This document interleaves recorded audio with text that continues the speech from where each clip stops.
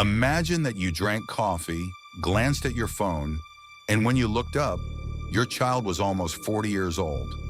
You just lost a whole life due to one space mistake.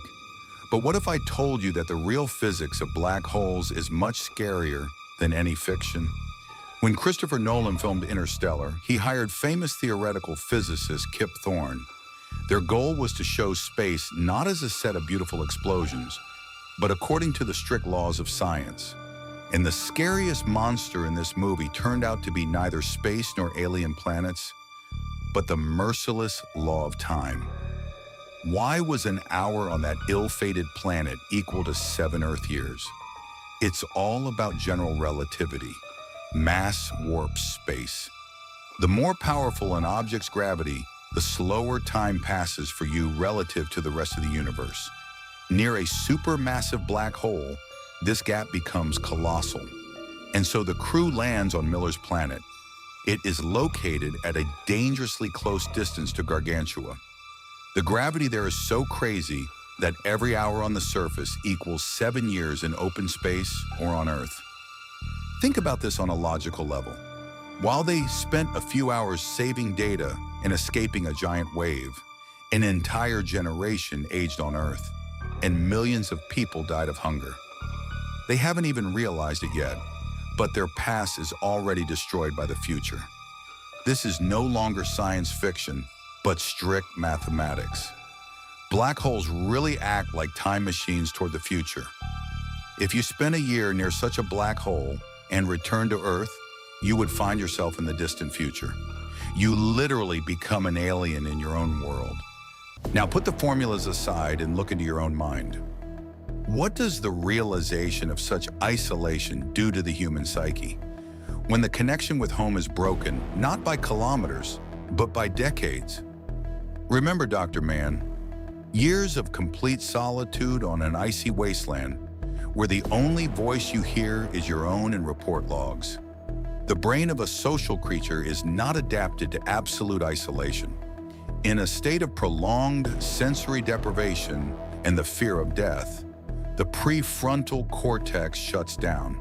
A person loses the ability to think rationally.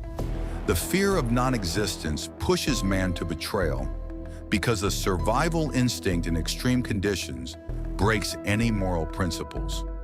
The strongest emotional blow of the movie is not the threat of destruction in space, but the psychological gap between generations. Children grow up without a father who is physically alive, but exists in another temporal reality. We are used to thinking that time flows the same for everyone, but the film brilliantly illustrates the concept of subjective time. For Cooper, a few weeks passed, while for his daughter, Murph, almost a whole life passed. This creates a unique existential crisis. The characters fight to save humanity, but understand that the price of this salvation is the loss of the very people for whom they set out on the road. And here's the finale, the flight into the singularity. What happens inside a black hole according to modern physics? According to scientists, gravity there becomes infinite, tearing any object into atomic elements. But Nolan transports us to a hypothetical space of higher dimensions. What if time is not just an arrow pointing forward, but a physical object similar to an endless library where you can touch every second of the past? Cooper transmits encoded data through his daughter's watch from another dimension. From a scientific point of view, this is pure fiction, but from a philosophical point of view, it is a brilliant metaphor. Our memory is the only tool that allows us to travel into the past and fix mistakes. And here's the climax. An aged Murph and a young at heart Cooper in a hospital room of a space station. Time parted them by decades, but the connection between them remained unchanged. Science calculated everything to the gram, but emotions won. Through the prism of physics, Nolan showed a simple thing.